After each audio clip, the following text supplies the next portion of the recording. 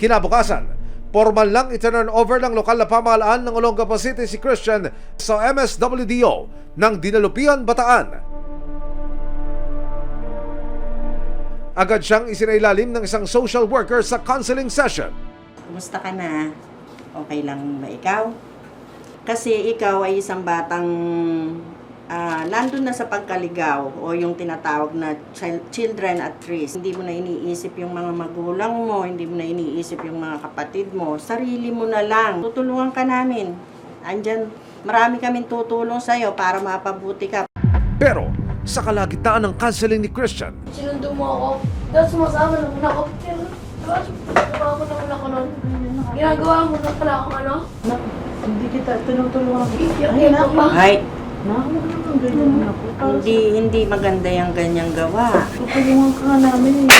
Sa pakita eh. muli na namang naging agresibo ang bata. Ano ako? Hindi ako nakakot. Maging ang kanyang sariling ina, bigla na lang niyang nasapak. Pag hindi mo maiwanan, ay! Ha? Ano eh? Inaano mo yung nanay mo?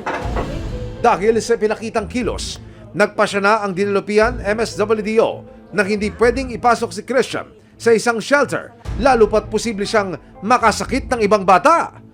Bakit talaga kita dinamo? So, kailangan siguro magamot muna natin yon para ma-rehab siya, para yung kung ano man po yung depression niya o kung ano man po yung problema niya, ma-solve. Sa tulong ng resibo, isang 12 anyos na binatilyong pinaghahanap ng sarili niyang ina ang nailigtas nito lamang Miyerkules. Ayan o, ayan.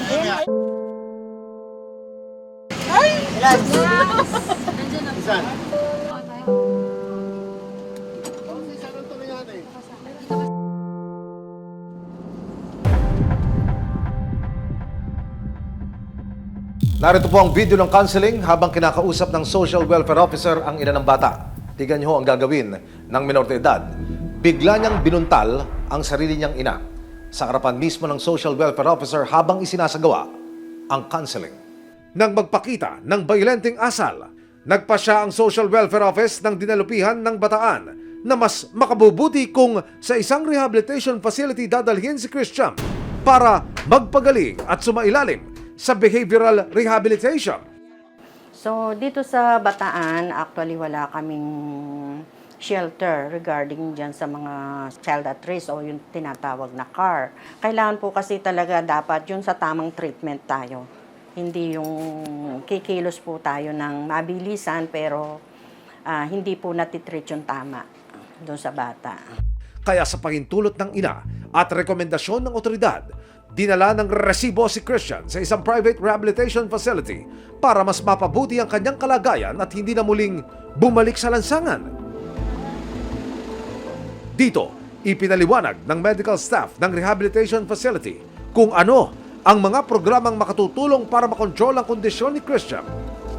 Sa loob ng 3 hanggang 6 na buwan, maaari na raw makitaan ng pagbabago si Christian.